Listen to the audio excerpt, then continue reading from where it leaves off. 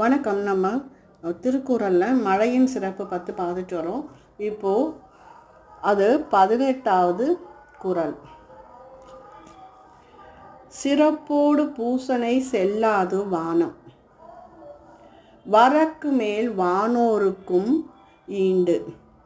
சிறப்போடு பூசனை செல்லாது வானம், வரக்கு மேல் வானோருக்கும் ஈண்டு.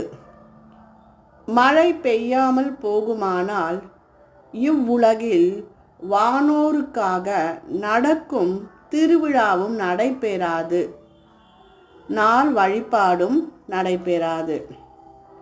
மழை பெய்யாமல் போகுமானால் இவ்வுலகில் வானோருக்காக நடக்கும் திருவிழாவும் நடைபெறாது, நாள் வழிபாடும் நடைபெறாது என்று பொருள்படுகிறது இத்திருக்குறள்.